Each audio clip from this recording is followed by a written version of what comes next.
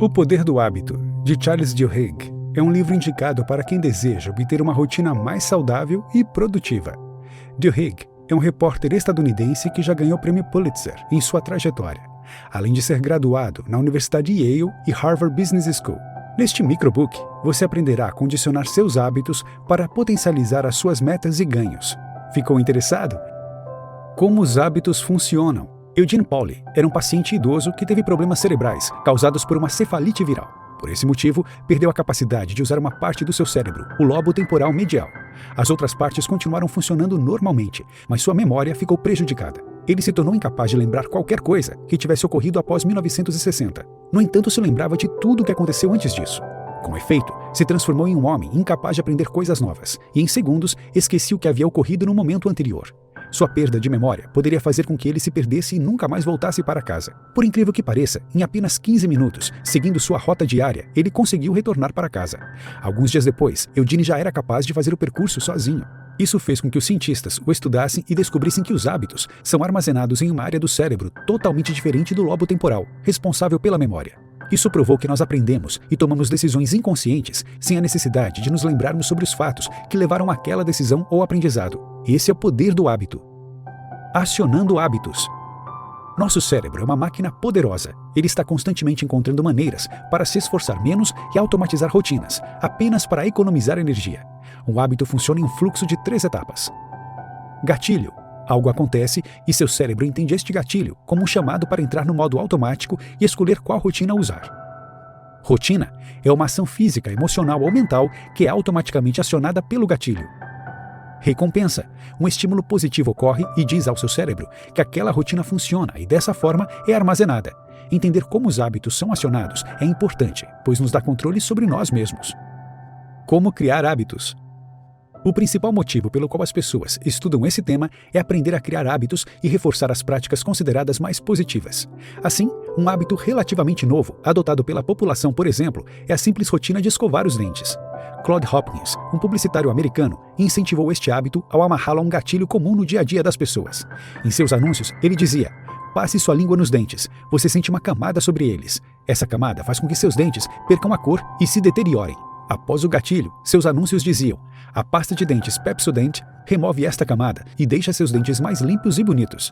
A grande verdade é que esta camada é natural e a pasta de dentes da Pepsodent não a remove. Entretanto, o gatilho era tão poderoso que bastava as pessoas passarem a língua nos dentes e isso as conectava com a ideia de escovar os dentes, rotina, e a recompensa, sorriso limpo e brilhante. Menos de 10 anos após esta campanha, a população americana que escovava os dentes cresceu quase 10 vezes. A técnica de Claude Hopkins é simples e segue os 3 passos. 1. Crie um gatilho na sua mente, ou na mente das pessoas. 2. Associe uma rotina positiva a ele. 3. Crie uma recompensa mental ou física associada à manutenção deste hábito. Mudança de hábito. O treinador americano Tony Dungy tinha um método não convencional e extremamente bem-sucedido para garantir que seus atletas tivessem bons resultados. Ele levava seus jogadores a responderem automaticamente às jogadas de seus oponentes. Ele não queria que a sua equipe pensasse antes de agir. Tony recorria à formação de hábitos que respondiam imediatamente e não a escolhas racionais em cada jogada.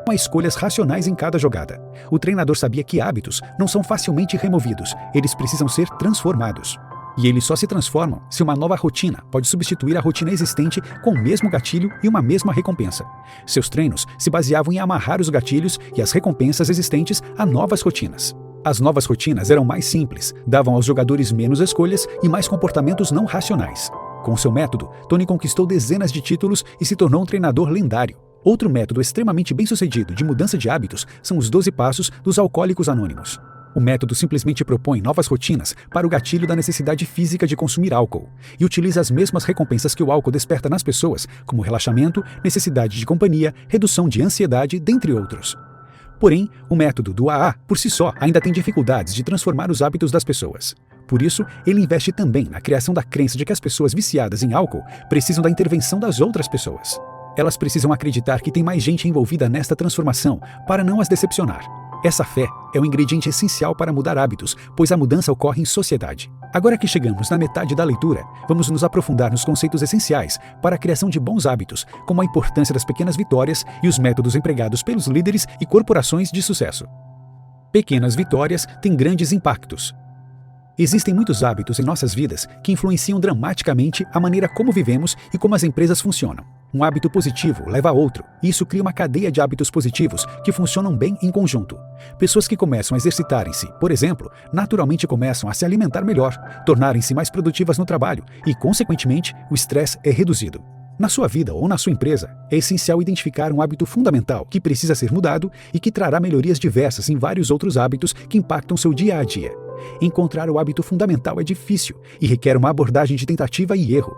O importante é identificar algo que é pequeno o suficiente para ser mudado e tem impactos positivos no todo. Em 2009, por exemplo, um estudo provou que o simples hábito de anotar os alimentos consumidos durante o dia era capaz de ajudar as pessoas a identificar padrões de alimentação, o que fazia com que elas planejassem melhor sua alimentação, tornando-as mais saudáveis.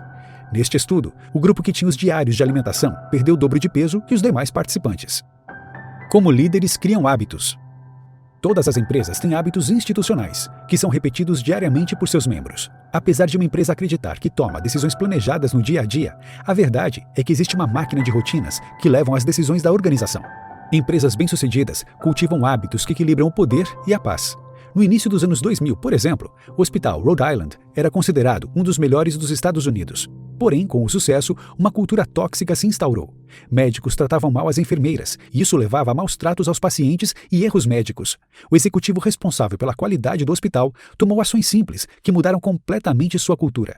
Coisas simples, como o uso de câmeras nos consultórios, checklists de conferência para várias situações e a criação de um sistema de avaliações, permitindo que as enfermeiras prevenissem erros operacionais e quaisquer maus tratos. Essas medidas simples formaram novos hábitos que fizeram com que o hospital recuperasse sua autoridade e ganhasse diversos prêmios de qualidade. Como as corporações manipulam hábitos. Nos últimos anos, com o advento da internet e da computação, as empresas passaram a ser capazes de capturarem um alto volume de dados sobre os hábitos dos consumidores para predizer suas ações, novos produtos e demandas do mercado.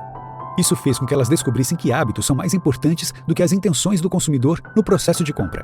Cada pessoa tem hábitos únicos, pessoais. Por isso, ao analisar este alto volume de dados, as empresas que entendem o papel do hábito no processo de compra são capazes de personalizar seus produtos e serviços para os hábitos dos grupos mais comuns de pessoas.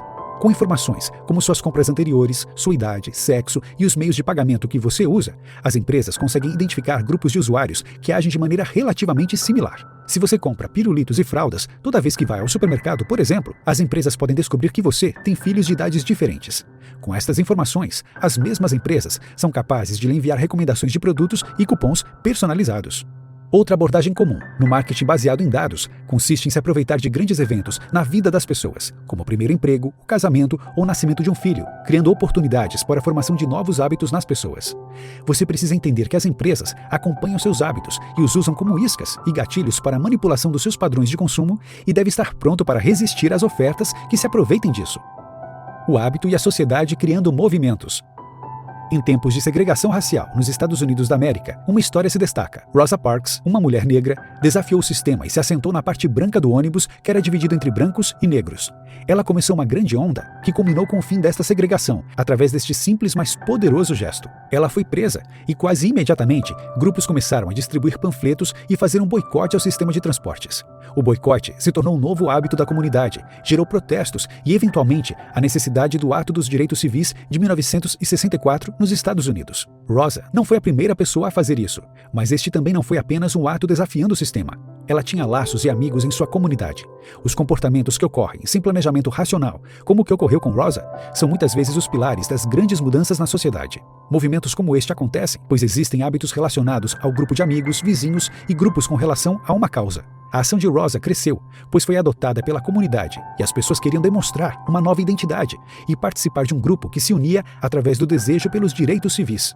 O poder dos laços fracos explica como um protesto pode deixar de ser apenas algo de um grupo de amigos e se tornar um movimento social forte. Convencer milhares de pessoas a buscar o mesmo objetivo é difícil, mas usar a ligação entre as pessoas para criar uma pressão de companheiros tende a funcionar para mudar os hábitos de uma sociedade. Notas finais. Hábitos ditam muito das suas atividades e dizem muito sobre quem você é. Entendê-los é o primeiro passo para ser capaz de transformar sua vida, sua produtividade e seus resultados nos negócios. Você se torna melhor naquilo que você repete constantemente, e isso são seus hábitos. Trabalhe para conhecer a si mesmo, transforme-se e exercite a sua força de vontade para se tornar uma pessoa com um grande autocontrole.